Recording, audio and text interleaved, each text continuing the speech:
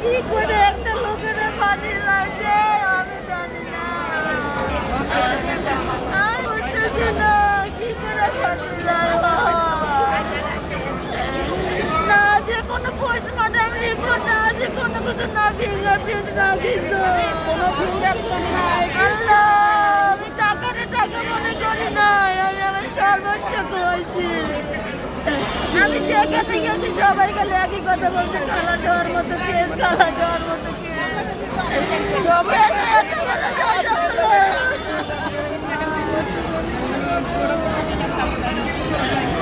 আমি আল্লাহ আল্লাহ তোমার কাছে কি করবে বিচার কর আল্লাহ।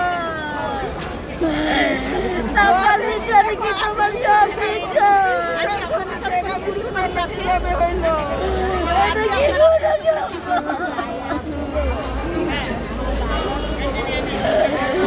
আমি এই বিচার মানি না। রায়টা আসলে আমার মানে আমি পক্ষপাতিত্ব না, কারণ এটাতে আপনার হচ্ছে গিয়ে সম্পূর্ণ এটা টাকা খেয়ে রায়টা দেওয়া হয়েছে। আর এটা আপনার যেটা আপনারই হয়েছে সাক্ষী প্রমাণ সম্পূর্ণ কিন্তু আমাদের ফরে অনেক কিছু। আর আপনার যেটা যে কি বলে ওটা ফরেন্সিক রিপোর্ট যেটা, সেটা সম্পূর্ণ ভুয়া। ফরেন্সিক রিপোর্ট জজ সাহেব নিজে বাতিল ঘোষণা করছে, নিজে সে বলছে এই রিপোর্ট সে মেনে নেয় নাই।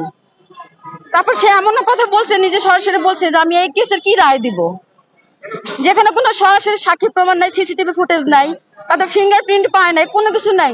তারা অত্যাচার করে, মারধর করে, ডিবি লোকের মাধ্যমে তারা হচ্ছে তাদেরকে নিয়ে 3 দিন তাদের কোনো খোঁজ খবর ছিল না। মানে পার্সোনালি আমার হাজবেন্ডের 3 দিন কোনো খোঁজ খবর ছিল না।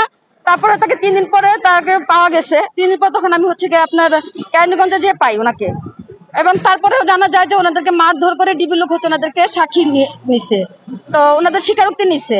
এখন একটা মিথ্যা স্বীকারোক্তির উপরে ভিত্তি করে কি করে একটা আসামিকে ফাঁসি রায় দেওয়া হয়, যেখানে আপনার হচ্ছে গিয়ে এখানে পোস্টমর্টম রিপোর্ট সম্পূর্ণ ভুয়া, এখানে কোনো ফিঙ্গারপ্রিন্ট পায় নাই, আপনার হচ্ছে গিয়ে ডিবির লোকে কোনো কিছু দেখাতে পারে নাই, সেভাবে প্রমাণ করতে পারে নাই, সিআইডি সেভাবে কোনো কিছু প্রমাণ করতে পারে নাই।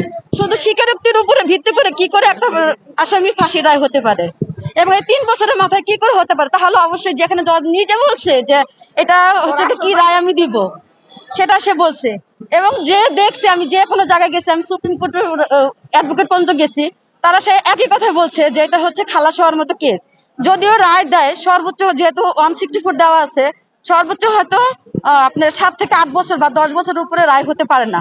সেখানে কি করে সে হচ্ছে জজের রায় দেওয়ার কথা সেই আপনার আরো 15 দিন আগে, সে 15 দিন সময় নিয়ে 15 দিন পরে সে কি করে এখানে মৃত্যুদণ্ড রায় ঘোষণা করলো? তাহলে অবশ্যই সেখানে এখানে সত্যের পথে কিন্তু সে হাঁটে নাই, সে হচ্ছে এটা টাকার বিনিময়ে সে এই রায়টা দিচ্ছে আমাদেরকে। আর আমরা এর ন্যায্য বিচার চাই। অপু পেশায় কি করতো সেটা আমি বলতে, উনি হচ্ছে যেটা শুনছি আমি, সেটা হচ্ছে উনি আপনার ওনার চাচার ব্যবসা দেখাশোনা করতো, রিসেন্টলি তখন আর কি জয়েন করছে, আমি এটুকু জানি। আমার হাজবেন্ড হচ্ছে উনি আপনার গার্মেন্টসে জব করতো। হ্যাঁ, ওনার সাথে সম্পর্ক বলতে ওনারা ফ্রেন্ড ছিল। আর ওনাকে ধরে নিয়ে আসছে হতে গিয়ে ওনার লাস্ট কলটা ছিল আমার হাজবেন্ডের, সেই জন্য ওনাকে সন্দেহমূলকভাবে ধরে নিয়ে আসছে।